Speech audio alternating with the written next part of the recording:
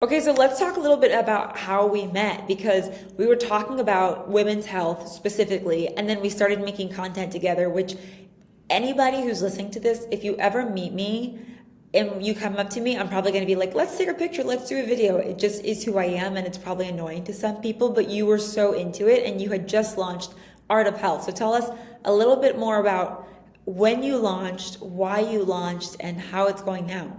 We sort of met at the startup CPG event completely by chance, but it was a lot of fun because I had launched newly and also was sort of newer to content creation. But you were like, hey, let's just take the camera, go to the side, and we started doing this video about shilajit, which is one of the ingredients we use in our protein powder.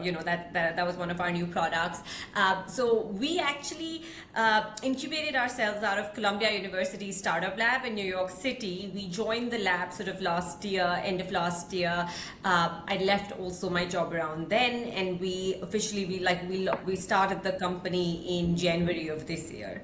So fairly recent, for the US market. I've been sort of in the world of like health and Ayurveda over the years. In fact, I remember recording some podcasts back in 2020 when the world was shut down, and I was like, well, this seems like a great way to like connect with people across borders. So I did it like long back. But it's going really well. One of our star products is the protein powder, which is in the market. We're sort of selling to people, mostly D2C at the moment. We're exploring some retail partnerships. We've sort of done partnerships with yoga studios, with some property rental companies, so to get ourselves in front of people. So that's been amazing. Like a couple of years back, I was going through some like health issues, and like everybody else, I went to the doctor. Really didn't see much of like an improvement with my situation, so I went sort of seeking some solution to whatever was happening to me.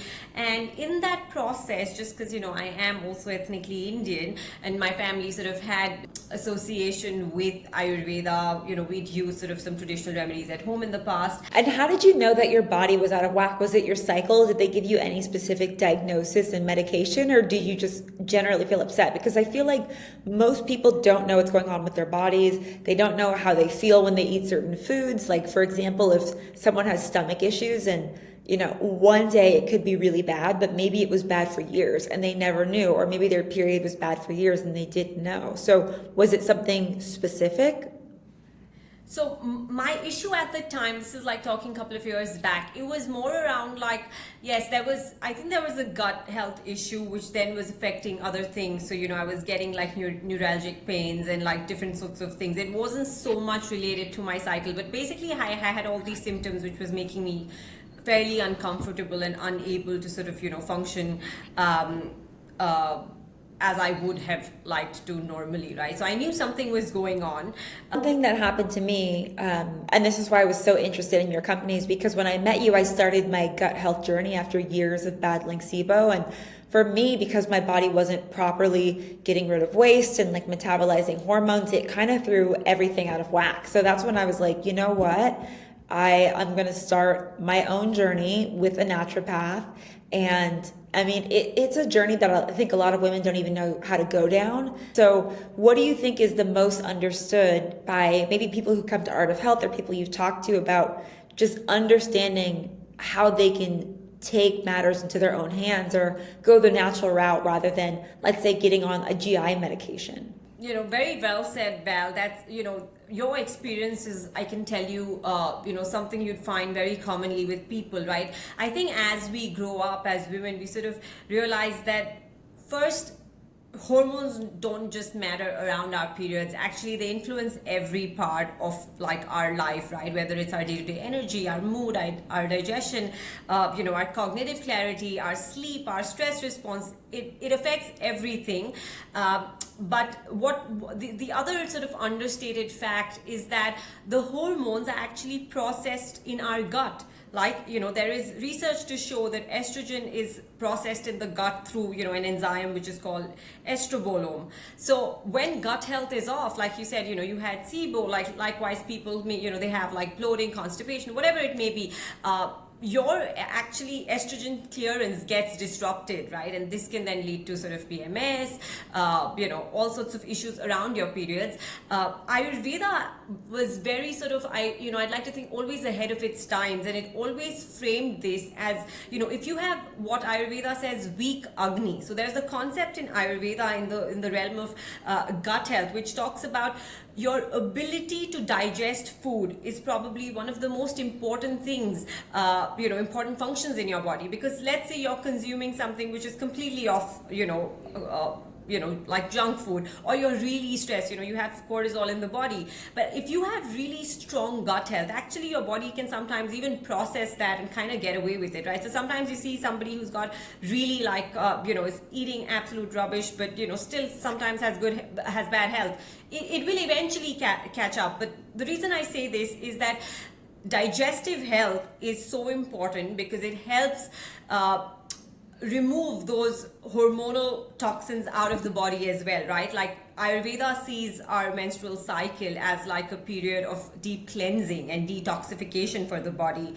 And then, but your digestion needs to work well to be able to do that, right? Which is also why, like around, people who are with around PMS periods, like you will see digestive symptoms, like, because your body is sort of making that extra push to like just remove the metabolic waste out of the body, like you said. And it makes sense with how young kids can get away with eating candy, cake, and all this stuff in one day. And it's just like, you're slowly ruining your gut. Maybe when you're 26 or 27, you'll start to have problems or PMS or anxiety or whatever, because for so many years you've been just, demolishing your digestive system. So if someone is going through that, because obviously you have protein powder, supplements, everything, what would you think is the first step? You went to a doctor. Is that always what someone should do and get a diagnosis? Like, what would you suggest if someone came to your website, they were having pain, discomfort, heavy periods, all this different stuff, and they don't know what to do? I was very lucky because my roots are, in India, and, through family and friends, I had access to some incredible doctors who were really able to help me in my journey.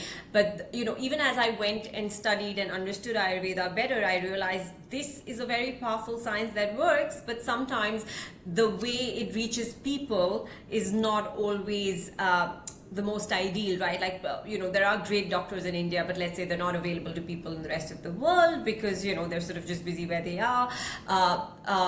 So we actually created Art of Health to bring Ayurveda to people in the most authentic, but also in sort of, an evidence-backed manner. So all the herbs we use, they have research behind them, scientific research, which is, important to ensure people have comfort.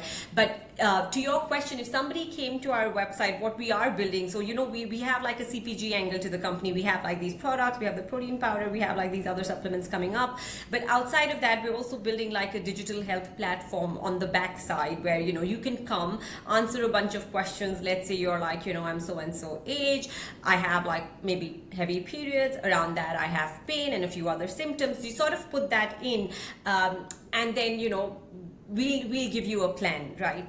When that could mean like taking supplements or making some lifestyle modifications. Eventually, we want to be able to connect to doctors via telemedicine, but it's not something that we're offering today. We want people to be able to come and, at least start their journey and start feeling better, basically. Doctor, but something really interesting I did, and I don't know if you've done this, but I went and got a hormone panel. So I was able to see my cholesterol, my lipids, my hormones. I was very low in estradiol, which makes a lot of sense with the gut disruption. But I think that's, something that I really like to do. But also the questionnaires are so helpful because sometimes, you could ask questions that people might not even be thinking of. Okay, so if someone were to start taking a supplement, it's not an instant cure.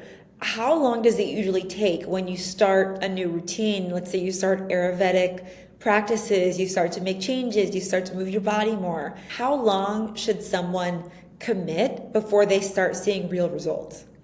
So the first thing I'd say, Val, one size does not fit all, right? Every body is different. Like you said, just, someone may have had great gut health growing up, and let's say their system's just overall not so is fairly clean, and they start taking supplements and they see results very quickly. I think someone may have like a really overloaded gut health, right, like overloaded sort of toxic system, and they may need sort of a little more of like a push with detoxification and then sort of supplementation to like build on whatever it is that the body needs. So what I would say is, usually with our supplements, I mean, I'd say 30 days is a minimum to start seeing somewhat of an impact, right? And this is just kind of averaging it out, and then 90 days is at least what you need for the body to have a real chance at working fully, and being able to sort of go through an entire cycle of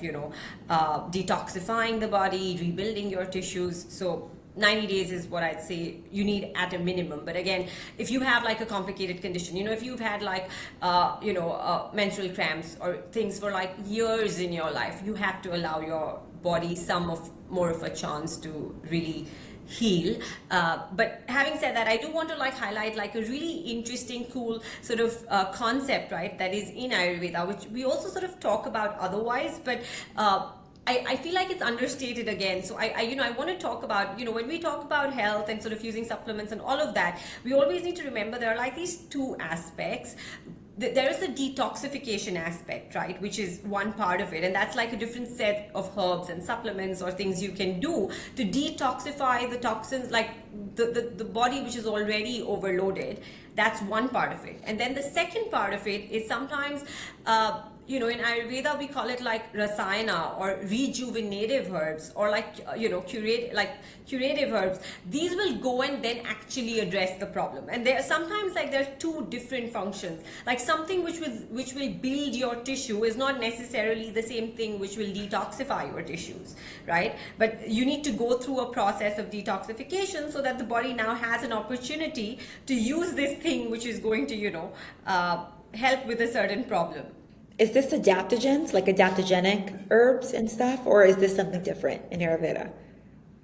So detoxifying herbs can be like different sorts of herbs. They're usually like liver cleansing herbs or gut cleansing herbs, right? Like, a very common one that we use in Ayurveda for like gut cleansing, for example, is Triphala. It's made with like a combination of three herbs like Amlaki, Haritaki, Vibhitaki. These are three herbs which get combined together in a certain proportion, and they help sort of keep your gut clean and regular for days, right? So maybe if you have gut health issues, it's good to start that along with, let's say, you're also starting an adaptogen because you're trying to respond to stress and inflammation, right? Like, so maybe ashwagandha is something that you're taking, or if you're trying to build energy and sort of have better cellular health, and you're taking shilajit. So maybe you're taking a Triphala to detoxify, and then the other one to help with kind of give that extra boost to your body to be able to function well in the area where you're seeing an issue.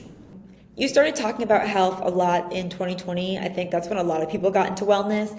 And I found that in between 2020 and 2025, there's been so much snake oil on the market. And I know your products are super legit. You guys have, amazing manufacturing. You are doing everything yourself. You're very hands-on. What is a red flag that someone should be looking at when they're shopping for wellness products? Like, you make it so clear on your website, everything, it's so transparent, but this is not always the case.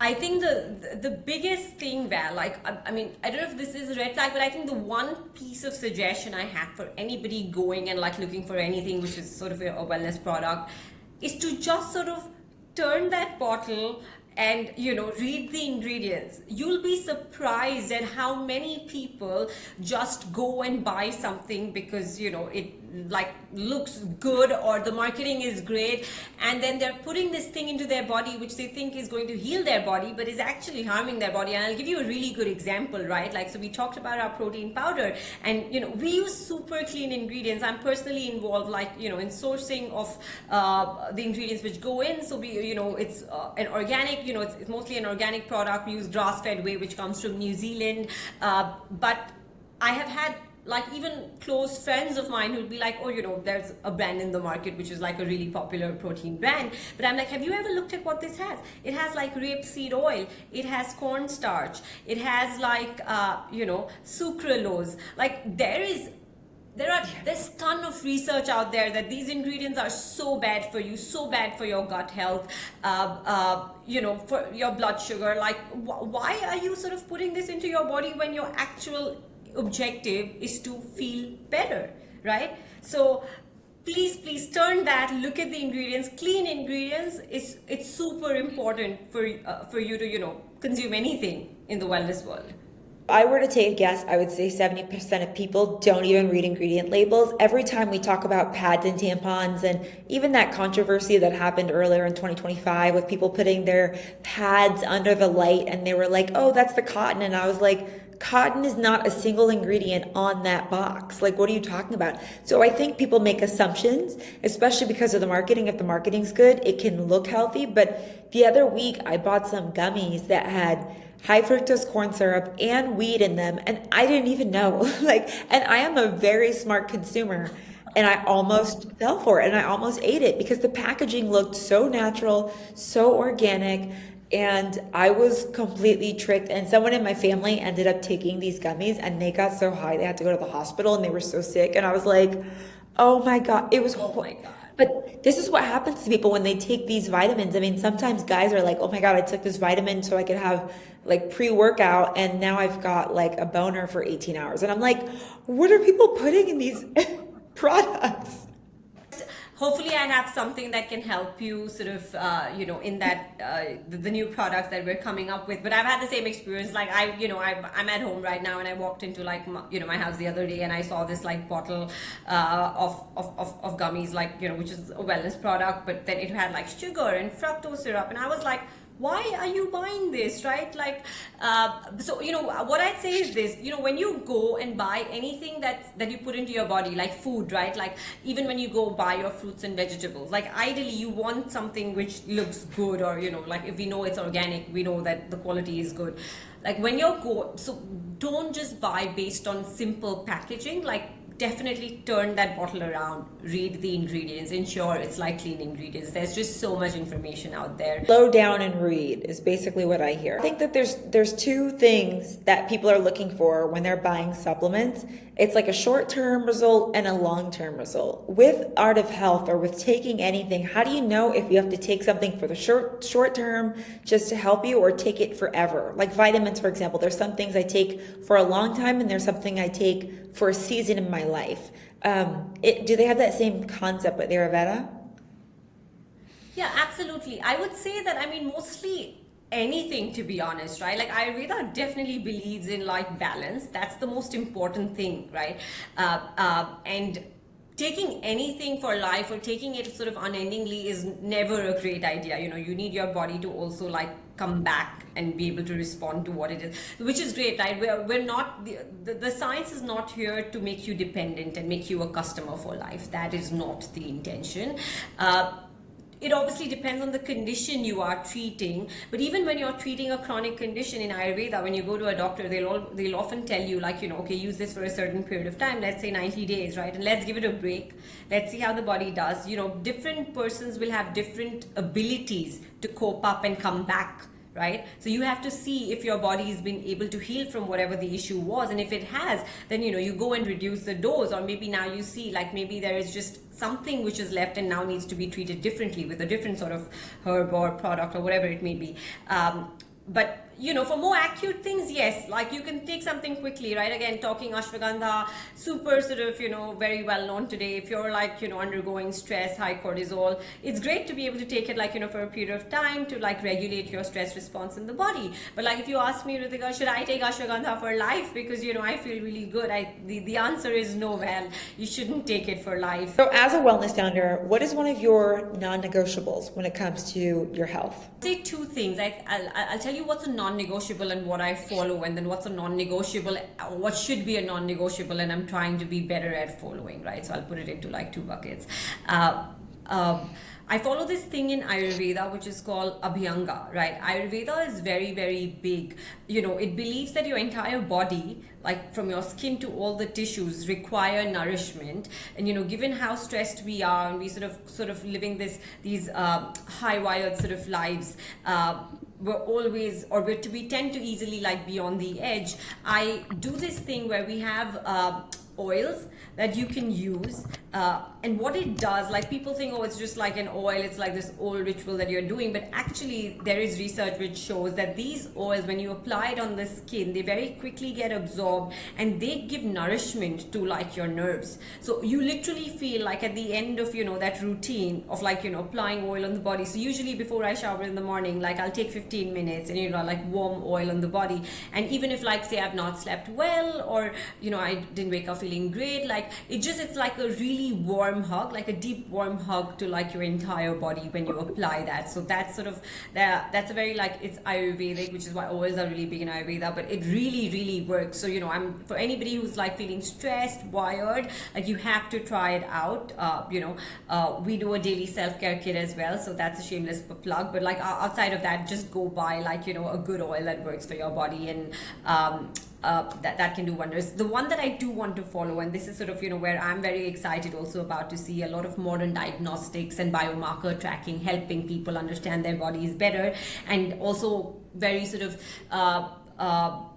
curious to see how that intersects with like 5,000 years of wisdom that we have, right? Like if we combine all of this together, we'll have something so powerful to help us in our health journeys. I found that monitoring my blood sugar can be very, very helpful, particularly around my cycle. So I'm a vegetarian, and I kind of I thought I always ate healthy, and then but I've had these months where I feel like absolute crap, right? Like before my cycle, like I'm really like teary-eyed and like feeling really low. But I kind of noticed that if I watch my blood sugar levels, which I did, by the way, because I started using a continuous glucose monitor for like metabolic health tracking. I used a brand called Ultrahuman, but now I think Aura does it, and Whoop is also getting into this whole zone.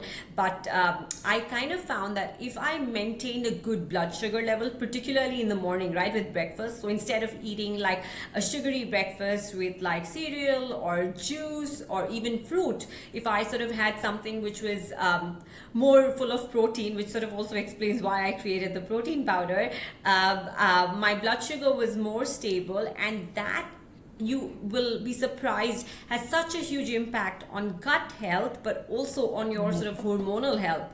My cycles were so much better.